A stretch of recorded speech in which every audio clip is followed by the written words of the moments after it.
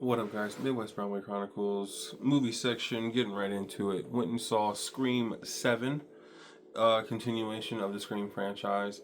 Not technically a continuation, but technically a continuation. If those who don't know, but those who know that Melissa Barrera and Jenna Ortega, who were the main characters of Scream 6 and Scream 7, are no longer part of the franchise. Melissa Barrera, because of her views on Palestine and the war in Israel, and then Jenna Ortega because after Melissa was let go abruptly, the whole idea of the movie was coming crashing down, and she didn't want to be a part of it. But it is what it is. They go back to Neve Campbell, Courtney Cox, and they bring us back to the realm of taking care of loose ends and tying up old conversations and making us believe that it's former people who we are sure were dead are coming back and exacting revenge again. Just one quarrel that I have more than anything, the AI shit is just annoying. I don't know what Hollywood's trying to get us to believe. Just because you guys sign contracts with AI companies to incorporate it into your movies doesn't mean we're gonna like it. Doesn't mean we're not gonna see it and think it's cringy to watch. You looked at a fucking computer and typed in what you wanted the computer to do for you, and you popped up an image of an old horror character from Scream 2 or 3. You made a room feel like it was even more fake than we already knew it would be with the green screen because you did AI, but you want us to believe it's so authentic. Sure, fuck that.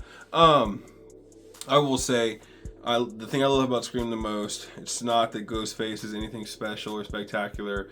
Probably the coolest thing about Scream is that Ghostface can be anybody at any moment. It can be a 5'1" girl that literally is the sweetest in the world, or it could be a 7'3" man who you think has every reason to be a murderer and you just haven't seen it yet. It just really can always be somebody random under the mask. And so I love that anybody who loves watching Scream, we're spending more time guessing who's under the mask than we are actually watching the movie. More times than not, we're trying to see who's eliminating themselves from being a possible candidate for being Ghostface, and then we're like,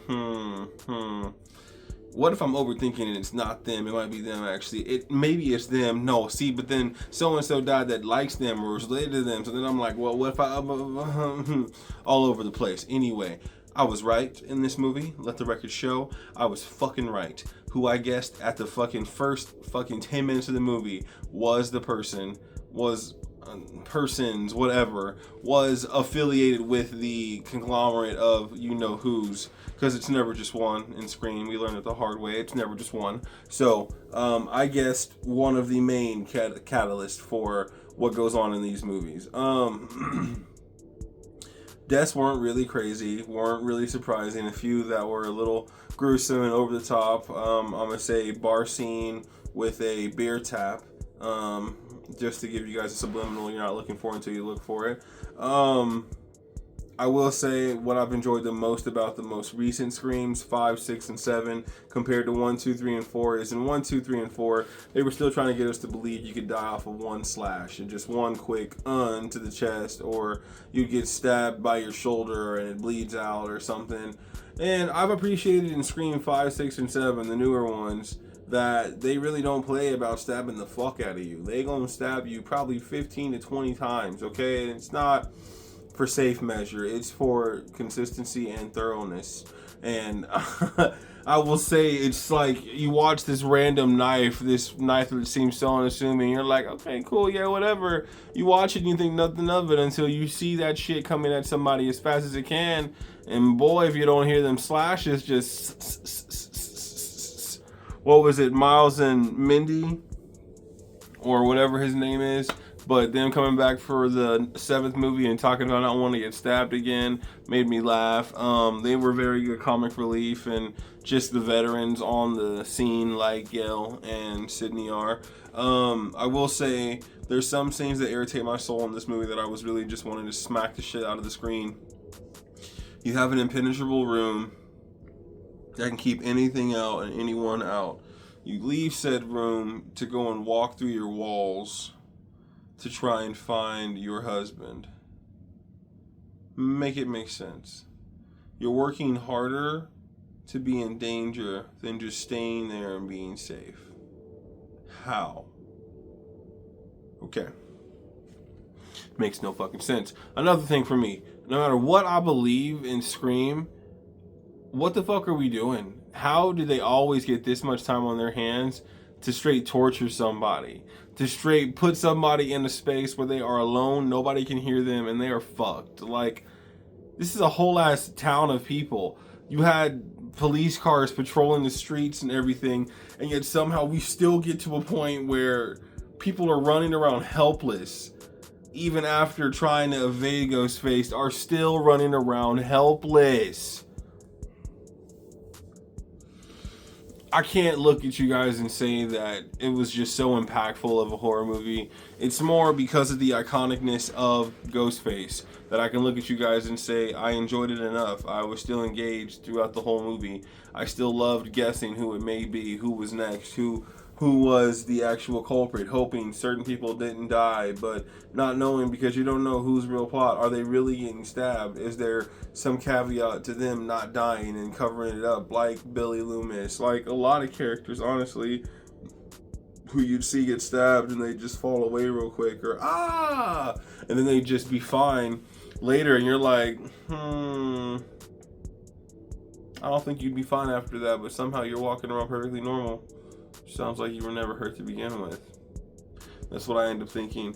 But I would say I feel bad for Sydney Prescott. Well, Sydney Evans now, because she's married with Sydney's daughter in the movie. Because again, you see a bunch of, not even like Sydney was in the first Scream, but more her daughter trying to find a way to be conflicted and mad at her mom.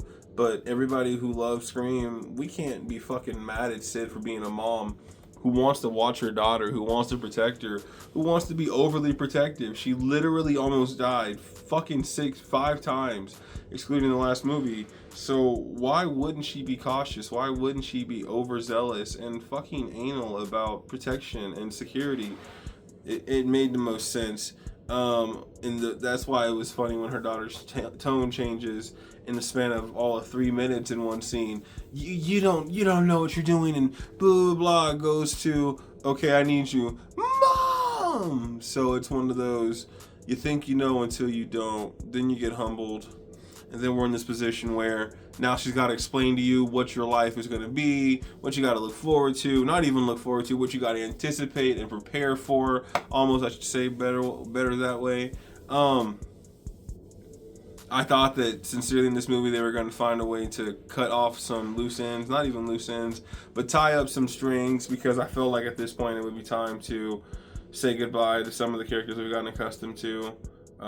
Maybe didn't know, maybe Sid I was thinking of, but I figured she'd be way too important. Gail and all of them, they're still iconic, but at some point something's got to give. So this movie does a really good job of keeping you on your toes and making sure you're not exactly sure who's next, what's happening. And I will say the reveal at the end kind of pisses you off more, because their reasoning isn't logical. Their reasoning is pretty much asinine. Like they don't have a reason that makes sense. More, it just feels like passion to have passion, if you would. But again, it's a Scream movie, slasher film, classic beginning with a celebrity that we know we're fond of having a tragic way to die.